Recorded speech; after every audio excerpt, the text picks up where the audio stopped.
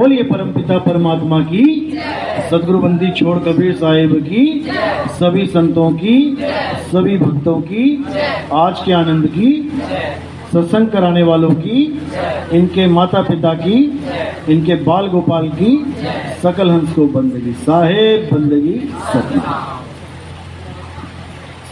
तो आज जगाधरी के इस गांव में मूल ज्ञान का सत्संग आयोजित किया गया है। बड़े भाग्य होते हैं जीवों के जब वो इस मूल ज्ञान को सुन पाते हैं, और उससे भी बड़े भाग होते हैं जीवों के जो इस ज्ञान को समझ पाते हैं, क्योंकि ये ऐसा ज्ञान है, सुनने को तो सभी सुन लेंगे, लेकिन इसको समझ पाना और समझने के बाद अपनाना बहुत मुश्किल है, सबके बस की बात नहीं होती। इसीलिए कबीर साहब ने बोला, लाखन में कोई समझ न पई हैं और कोटि मध्य जानेंगे, कहें कबीर सुनो भाई साधो, हमें बिरले हंस पहचानेंगे।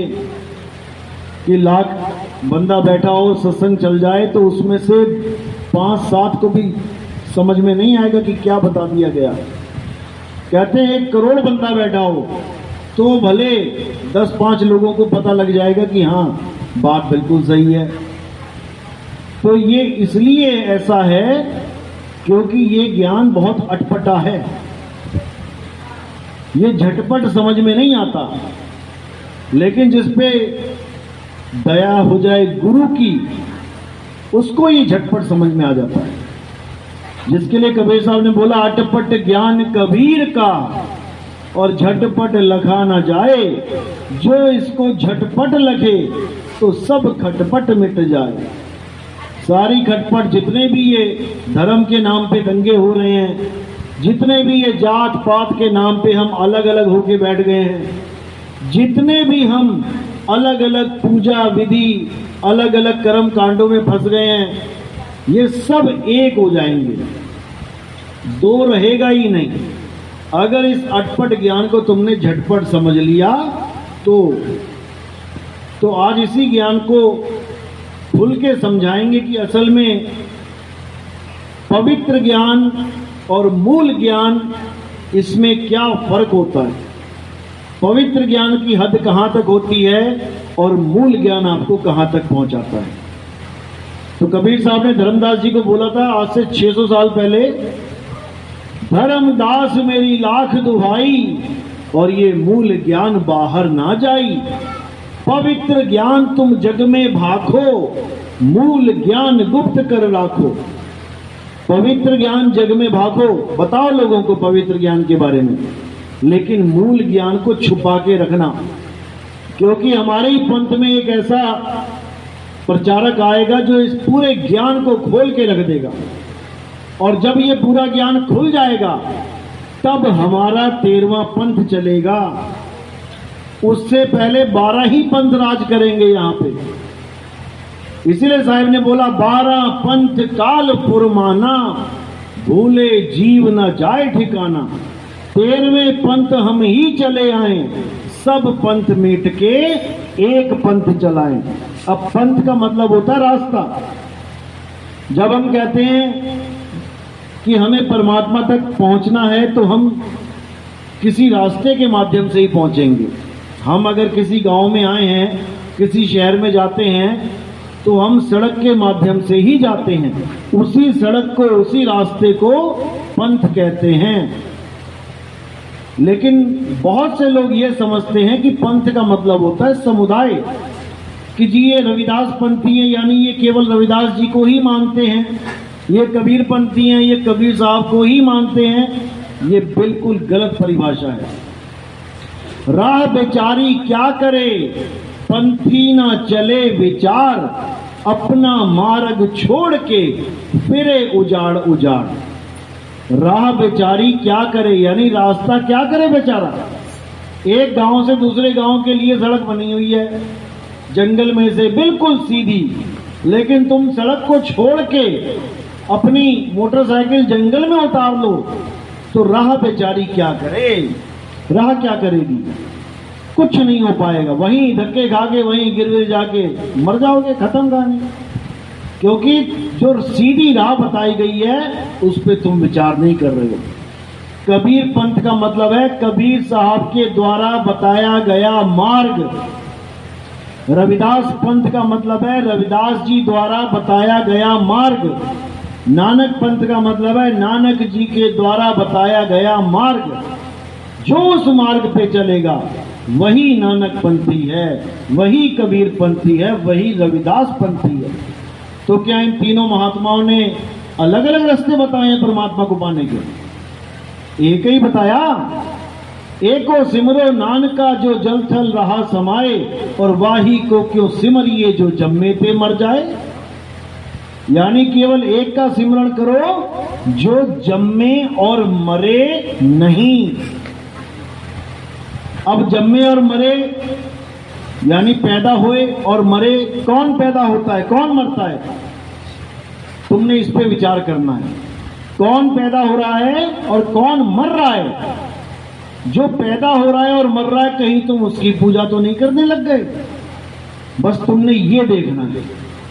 इस दुनिया में दो चीजें हैं, एक जो हमेशा पैदा होती रहती है और हमेशा मरती रहती है, और दूसरी चीज क्या है जो ना तो कभी पैदा होती है ना कभी मरती है। 10वीं पातशाही को पूछा किसी ने तेरा गुरु कौन है भाई? तो उन्होंने क्या बोला? आदि अंत एको अवतारा, सोई गुरु मानो हमारा। वही मेरा गुरु है जो आदि और अंत एक अवतार लेके बैठा है। ना तो वो कभी पैदा होता है ना कभी मरता है। कौन है वो? वो है आत्मदेव। हे अर्जुन, आत्मा का किसी काल में ना तो जन्म होता है ना ही मृत्यु होती है।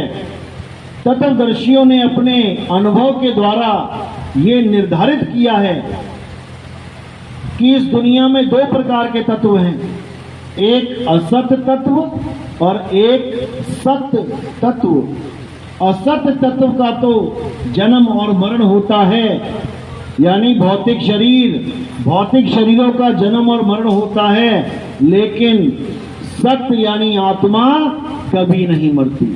हे अर्जुन, आत्मा नित्य है, आत्मा शाश्वत है, आत्मा ही सनातन है। जो आज हम लोग कहते हैं कि हमारा धर्म सनातन है, सनातन कोई नाम नहीं है कि उस धर्म का नाम सनातन है। सनातन गुण है। किसका गुण है? आत्मा का गुण सनातन है कि आत्मा सदा सदा से है। आत्मा का ना तो कभी जन्म होता है ना कभी मृत्यु होती है। यही बाबा नानक कह रहे हैं गुरु ग्रंथ साहब में कि अगर परमात्मा को ढूंढना है तो अपनी आत्मा में ढूंढो। आत्म मही राम, राम में आत्म, चीनस गुरुमुख विचारे। कि परमात्मा को सीधे मत ढूंढने लग जाओ कि मैं जा रहा हूं परमात्मा को ढूंढने। कहां जा रहा हूं? जंगल में जा रहा हूं, गुरुद्वारे में जा रहा हूं, मंदिर में जा रहा हूं। वहां नहीं मिलेगा। परमात्मा कहां मिलेगा? आपकी आत्मा में। तो इसीलिए सबसे पहले आत्मा की खोज करनी है। तो कबीर साहब कहते हैं जब लग ना चीनोगे आत्म, और तब लग ना मिली है परमात्म। आत्म चीन है परमात्म चीन है, संत कहावे सोए, यह भेद काया से बाहर, बूझे बिरला कोई। यानी सबसे पहले आपको अपनी आत्मा को जानना पड़ेगा। क्या है मेरी आत्मा? मैंने अपने पूरे शरीर को छू छू के देख लिया। मेरे बाल, मेरे गाल, मेरी आंखें, मेरे कान, मेरा नाक सब छू लिया मैंने, लेकिन आज तक मैं अपनी आत्मा को नहीं छू पाया। आज तक मैं उसको नहीं छू पाया जिसकी वजह से मेरी पूरी काया चल रही है। मेरी आंखें टिमटिमा रही हैं, पलक झपक रहा हूं, किसकी वजह से? आत्मा की वजह से। मैं ये बोल रहा हूं, किसकी वजह से? आत्मा की वजह से। मैं ये हाथ उठा रहा हूं, किसकी वजह से? आत्मा की वजह से। खा रहा हूं, पी रहा हूं, चल रहा हूं, आत्मा की वजह से। लेकिन आत्मा को जान नहीं पाया और अपने शरीर को ही सत्य मान बैठा। अपने शरीर को ही अपना स्वरूप मान बैठा। कोई कहता है मैं आदमी हूं, कोई कहता है मैं औरत हूं। सबसे बड़ी दुविधा तो यह है कि आप समझ ही नहीं पा रहे हो कि ना तो आप आदमी हो ना आप औरत हो। आदमी और औरत तो आत्मा के कपड़े हैं। हे अर्जुन, ये जितने भी शरीर हैं ये सब आत्मा के कपड़े हैं। तू और मैं कपड़े नहीं हैं, तुम और मैं आत्मा हैं। ये कपड़े जब पुराने हो जाते हैं तो आत्मा इन कपड़ों को उतार के नए कपड़े धारण कर लेती है। कहां पे करती है? जाके मां के गर्भ में। मां के गर्भ में कपड़े मिलते हैं तुम्हें। किसी को आदमी का मिल गया, लड़के का मिल गया, किसी को लड़की का मिल गया। अब तुमने कपड़े पहने हैं। किसी ने औरत के कपड़े पहन लिए, किसी ने आदमी के कपड़े पहन लिए, लेकिन तुम तो कपड़ों से अलग हो ना। जैसे मैंने ये सफेद कपड़े पहने हैं तो मैं कभी भी कपड़े उतार के रख दूं तो मैं तो कपड़ों से अलग हूं। मैं कपड़े थोड़ी नहीं हूं, कपड़े तो मैंने पहने हैं। इसी प्रकार आदमी का शरीर और औरत का शरीर कपड़े हैं। तुम क्या हो? अपने आप को जानो कि मैं क्या हूं। किसने ये कपड़े पहन लिए, उसका स्वरूप क्या है? क्योंकि हम कपड़ों को ही देख के पहचानते हैं हर चीज। मेरा पापा, मेरी मम्मी, मेरा भाई, किसको देख रहे हैं हम? कपड़ों को। और इन कपड़ों को ही अपना माँ बाप, भाई बहन के मान के बैठ गए। और ले देखो बुद्धि कब चलती है? जब किसी की मृत्यु हो जाती है। मान के चलो पिताजी एक्सपायर हो गए, अब कोई भी आएगा और पिताजी की लाश पड़ी है, अब कोई भी आएगा तो हम क्या बोलेंगे? गले लग के रो के, पिताजी हमें छोड़ के चले गए। अब पिताजी तो लेटे हुए हैं यहाँ पे। जिसको तुम पिताजी पिताजी कर रहे थे, जिनकी तुम फोटो खींच रहे थे, वो तो लेटे हुए हैं। फिर चला कौन गया? जो गया छोड़ के, असल में वो पिताजी था। इसीलिए तुम्हारे मुंह से बार बार निकला है वो हमें छोड़ के चले गए। तो फिर ये क्या छोड़ गए पीछे? ये अपने कपड़े छोड़ गए। जो कपड़े गर्भ में पहने थे वो गर्भ से बाहर निकाल के छोड़ के चले गए। अब जो गया है वो तुम्हारा पिता है, लेकिन तुमने आज तक उसको कभी जाना ही नहीं कि मेरा पिता था कौन। इन कपड़े को ही पिताजी पिताजी पिताजी करते रहे। बस यही दिक्कत है।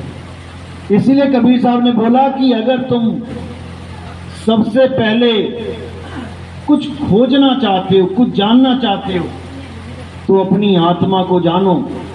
जब तुम अपनी आत्मा को जान लोगे तब तुम पिता की आत्मा को भी पहचान सकते हो।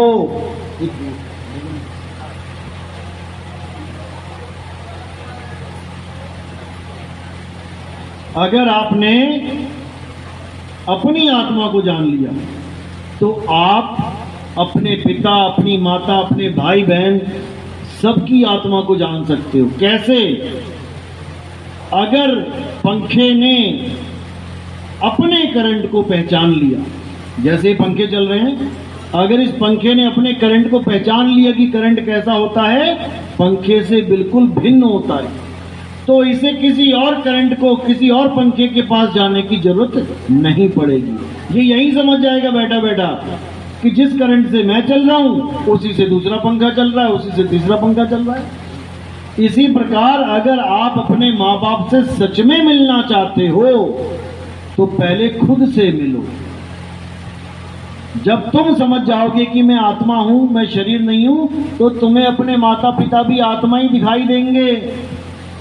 अगर तुम सच में कृष्ण जी की पूजा करना चाहते हो, रविदास जी की पूजा करना चाहते हो, कबीर साहब की पूजा करना चाहते हो, तो पहले इन लोगों को जानो कि ये हैं कौन। क्या रविदास जी कपड़े हैं? शरीर है रविदास जी। क्या बाबा नानक शरीर हैं? क्या कृष्ण जी शरीर हैं? उन्होंने कभी नहीं कहा कि हम और तुम शरीर हैं। वो तो ये कहते रहे, भैया शरीर छोड़ के तुम एक दिन चले जाओगे, तो जो जाएगा वो कौन है उसको जानना है। उसी को जानने से मुक्ति होगी। क्रियाक्रम करने से मुक्ति नहीं होती।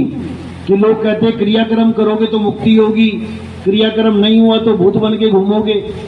ऐसा नहीं है, क्रियाक्रम करने से मुक्ति नहीं होती। क्यों? क्योंकि जिसका तुम क्रियाक्रम करना चाहते हो उसका क्रियाक्रम कर ही नहीं सकते। कैसे? किसी के पिताजी एक्सपायर हो गए, अब आपने कार्ड छपवा दिया कि क्रियाक्रम करेंगे जी कल शाम को 7 बजे। अब पिताजी तो आज ही जा चुके हैं छोड़ के शरीर को। मान के चलो तोता और पिंजड़े का उदाहरण लेते हैं। तोता पिंजड़े में बैठा है, यानी पिताजी की आत्मा उनके शरीर में बैठी है। तोता पिंजड़े में बैठा है, तोता आज पिंजड़ा छोड़ के चला गया, यानी पिताजी शरीर छोड़ के चले गए। अब तोता पिंजड़ा छोड़ के चला गया और हम अब कल को संस्कार करेंगे। अब कुछ लोग आएंगे और उठा के लेके चले जाएंगे। किसको?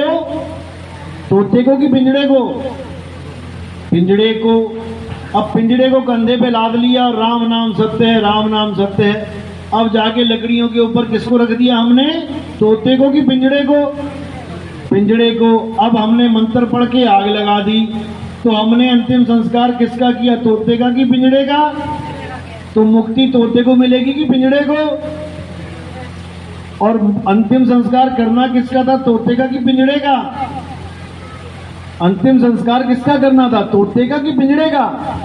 तोते का। तोता तो उड़ गया, उसको तो कोई पकड़ नहीं पाया, और अंतिम संस्कार कर दिया पिंजड़े का और बोल दिया कि तोते को मुक्ति मिल गई। तो जिसका अंतिम संस्कार करना था उसका तो कर नहीं पाए, और जो बेचारा उस मकान में रहता था पिंजड़े में, उस पिंजड़े का अंतिम संस्कार कर दिया। पिताजी चले गए, वो जा चुके हैं, और अंतिम संस्कार किसका कर रहे हो? पिताजी के पिंजड़े का। और कार्ड पे छपा रहे हो हमारे पिताजी का आज अंतिम संस्कार है। भाई पिताजी जा चुके हैं, उनका कोई संस्कार कर ही नहीं सकता, क्योंकि पिताजी अमर आत्मा हैं, लेकिन समझ में नहीं आ रहा है। इसीलिए ये ज्ञान अटपटा है, झटपट समझ में नहीं आता। कृष्ण जी ने इतना समझाया, गीता में इतना समझाया, हे अर्जुन हमें शरीरों की पूजा नहीं करनी चाहिए, हमें आत्मदेव की पूजा करनी है। क्योंकि आत्मा का ना तो किसी जन्म में किसी काल में जन्म होता है, ना ही किसी काल में मृत्यु होती है। आत्मा को ना तो कोई शस्त्र काट सकता है, ना अग्नि जला सकती है, ना वायु सुखा सकता है, ना ही जल भिगो सकता है। तो हमें उसकी पूजा करनी है जिसको कोई काट नहीं सकता, जला नहीं सकता, सुखा नहीं सकता, भिगो नहीं सकता। लेकिन हम पूजा किसकी कर रहे हैं? शरीरों की। अब शरीर को कोई काट नहीं सकता क्या? शरीर को काट सकते हैं, शरीर को जला सकते हैं, शरीर को सुखा भी सकते हैं। तो पूजा करनी थी आत्मा की, लेकिन हम शरीरों की पूजा करने लग गए। इसीलिए हम पीछे रह गए, इसीलिए हम जन्मों जन्मों से भटकते हुए आज भी यहां आ गए भटकते हुए, क्योंकि हमने सही साधना करी ही नहीं। जिसको जानना था उसको जाना ही नहीं, हम केवल और केवल शरीरों के चक्कर में उलझ गए। अब इसी को समझना है आपने, केवल इसी को बोला गया है कि आत्म ज्ञान बिना नर भटके, कभी मथुरा कभी काशी, जल में मीन प्यासी, मोहे देखते आवे हासी।